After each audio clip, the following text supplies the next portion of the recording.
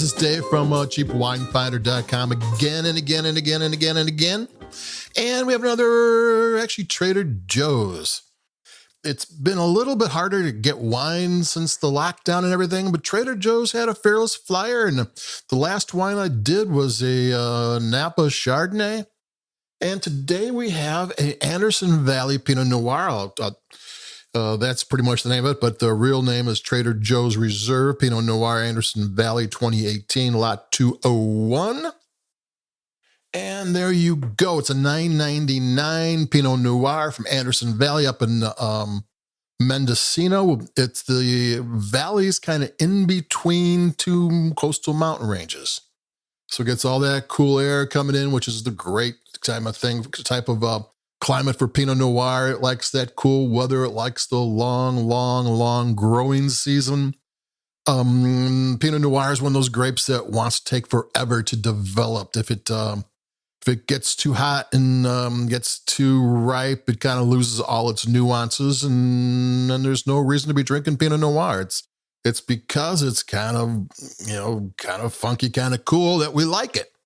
Anderson Valley is, even though it's cool, the wines up there have some alcohol to it. This one's got 14.5% in the alcohol content, which is kind of heavy for a Pinot Noir. I was kind of wondering, the newest style of Pinot Noir nowadays is kind of this really kind of large, almost Syrah style Pinot Noir. I'm thinking, is this one of those? And no, it's not. It's still funky, cool Pinot Noir, just got some body to it.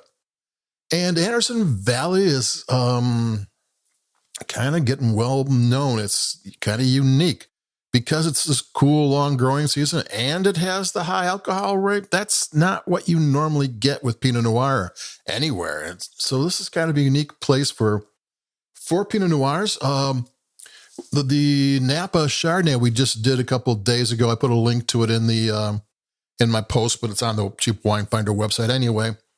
That was a $12.99 wine, and they said it was comparable to a Napa. It should Valley, under a different brand for $25, and I believed it.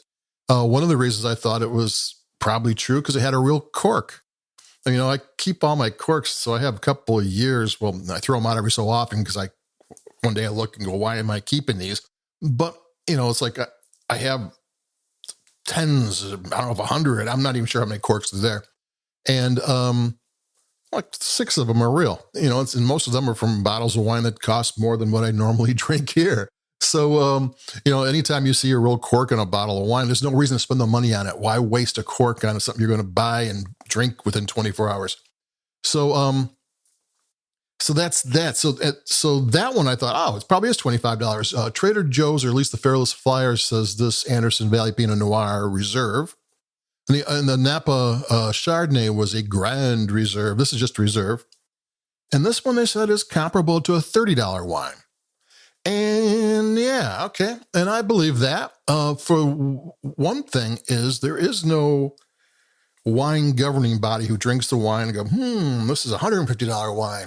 This is a $6 wine. I mean, that's not how wine is priced, really. And if you're a winery, that's a well-known winery, and you're selling an Anderson Valley Pinot Noir. And even if you bought the grapes and brought it to your Sonoma winery or your Napa winery or whatever, because wineries nowadays have long reaches for grapes, and you have a track record and you have a winemaker, everybody knows who the winemaker is, and you have all this weight of history behind you, you can charge $30 for and more, much more, for an Anderson Valley, Pinot Noir. If you name what vineyard it came from, you can charge more. So yeah, this could be a $30 Anderson Valley Mendocino Pinot Noir. And since I'm talking about it, I'm going to take a sip because I like Pinot Noir.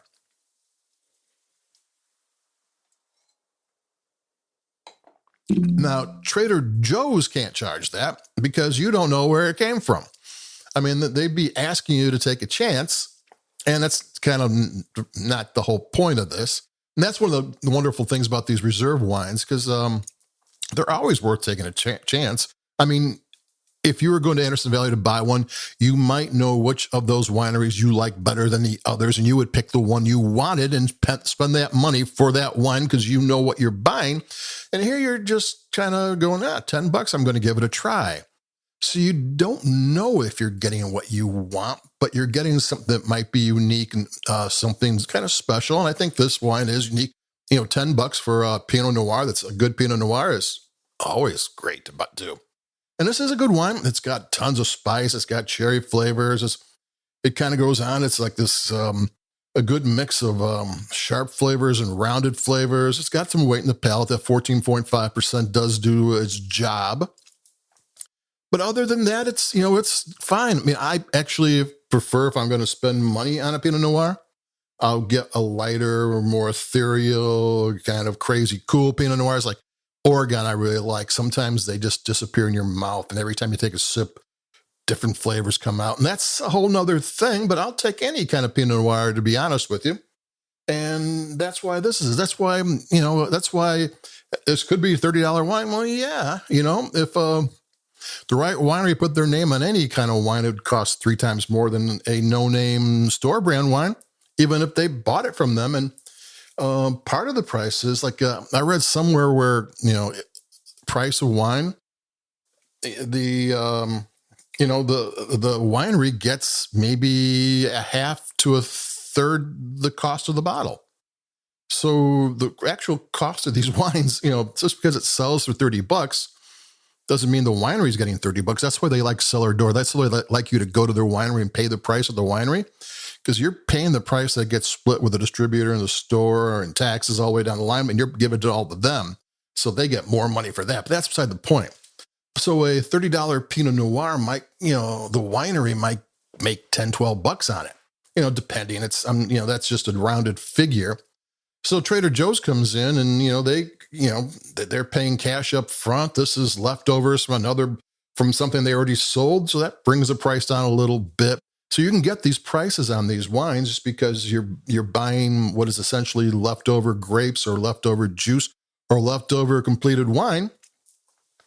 And you pay up front and you're not competing with them. If they sell this to a negotiant, someone who puts their own label on somebody else's wine, well, that might end up in the store, $30 wine, the winery selling for and selling for $20 on another label 4 feet away.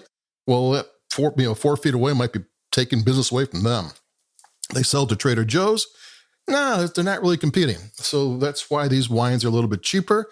That's why this may well be a $30 wine under the certain conditions where you don't know where it is or who it was and how it was made or anything else. You're not going to toss $30 in the pot for this.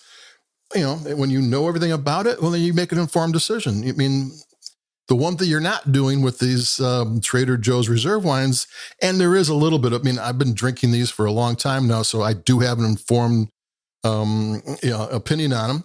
So I do know what I'm getting. I do know which one I am going to like, and I'm pretty right most of the time. But the who, what, and where of the wine, you don't know.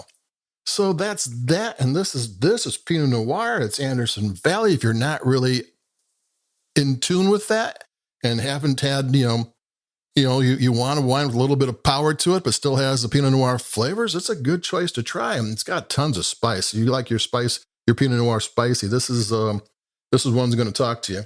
I'm going to take one more sip before I go.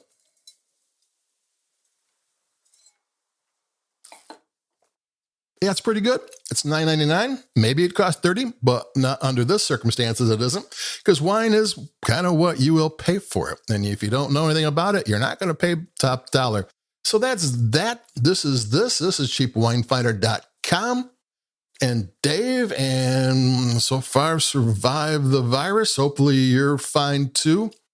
And hopefully everything's going well. And pretty soon I think we're going to start opening up, and that's good for you and that's good for me. And I'll talk to you in a couple of days. Adios, bye-bye, and until then, bye-bye.